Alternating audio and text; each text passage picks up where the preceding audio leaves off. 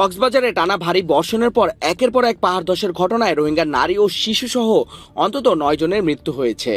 সোমবার ভোরে কক্সবাজারের উখিয়ার রোহিঙ্গা ক্যাম্পে এবং কক্সবাজার পৌরসভা এলাকায় পৃথক স্থানে এসব দুর্ঘটনা ঘটে।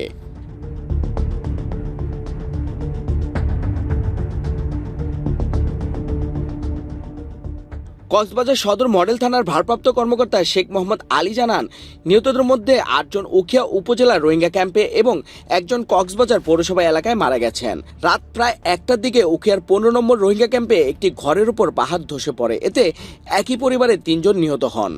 নিহতরা হলেন 44 বছর বয়সী মোহাম্মদ কামাল হোসেন, তার স্ত্রী 39 বছর বয়সী হুমায়রা বেগম এবং তাদের 4 বছর বয়সী ছেলে মোহাম্মদ আনাস।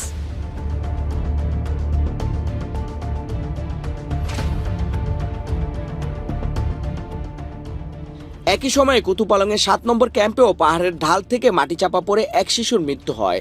নিহত শিশুটির নাম একরাম, তার বয়স 7 বছর। এরপর রাত 3টার দিকে 11 নম্বর রোহিঙ্গা ক্যাম্পে আরেকটি পাহাড় ধসের ঘটনা ঘটে। সেখানে একই পরিবারের 4 সদস্য প্রাণ হারান।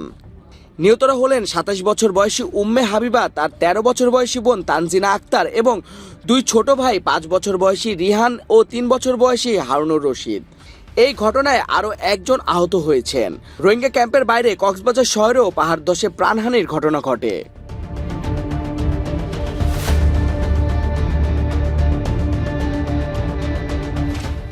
ভোর 4:30টার দিকে শহরের সাত্তারঘোনা এলাকায় আলী আকবরের ঘরের ওপর পাহাড়ের বড় মাটি চাঙড় ধসে পড়ে। এতে আলী আকবর ও তার পরিবারের আরও 2 সদস্য ধ্বংসস্তূপের নিচে আটকা পড়েন। স্থানীয়রা তাদের উদ্ধার করে কক্সবাজার সদর হাসপাতালে নিয়ে গেলে চিকিৎসক আলী আকবরকে মৃত ঘোষণা করেন।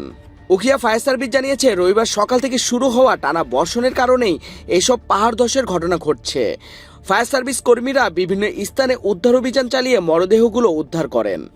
1:50-এর দিকে সংবাদ পাই 999 এবং এখানে স্থানীয় একটা সংবাদ মাধ্যম থেকে আমরা সংবাদ পাই। সংবাদ পাওয়ার সাথে সাথে আমরা আমাদের 2টা ইউনিট আমরা মুভ করি। ওখানে 2টা ইউনিট মুভ করে আমরা ওইখানে প্রায় 2:10-15 নাগাদ পৌঁছেই আমরা ওখানে খোঁজ নিয়ে দেখলাম এবং তথ্য নেওয়ার পর জানতে পারলাম যে ওখানে 2টা ডেড বডি চাপা পড়ে আছে। তো আমরা প্রথমত গিয়ে উদ্ধার কাজ শুরু করে মাটি কিছু সরানোর পর একটু হাতের অংশ কিছু বের হয়ে আছে, ওটা আমরা দেখতে পাই। তারপরে আমরা নিশ্চিত হই যে হ্যাঁ এখানে ডেড বডি আছে। তো আমরা এটা মাটিগুলো সরিয়ে সুন্দর করে আমরা প্রথমত আমরা একজন মহিলাকে উদ্ধার করি। এদিকে কক্সবাজার আবহাওয়া অফিস জানিয়েছে, বঙ্গোপসাগরে সৃষ্ট লঘুচাপ এবং সক্রিয় মৌসুমী বায়ুর প্রভাবে জেলায় ভারী বৃষ্টি হয়েছে।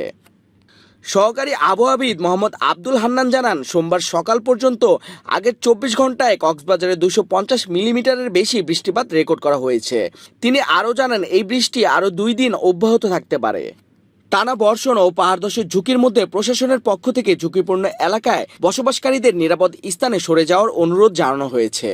উখিয়া উপজেলা নির্বাহী কর্মকর্তা পান্না আক্তার এবং শরণার্থী ত্রাণ ও প্রত্যাবাসন কমিশনার মিজানুর রহমান জানিয়েছে, পরবর্তী অনাকাঙ্ক্ষিত ক্ষয়ক্ষতি ও হতাহতের ঝুঁকি এড়াতেই এই সতর্কতা দেওয়া হচ্ছে।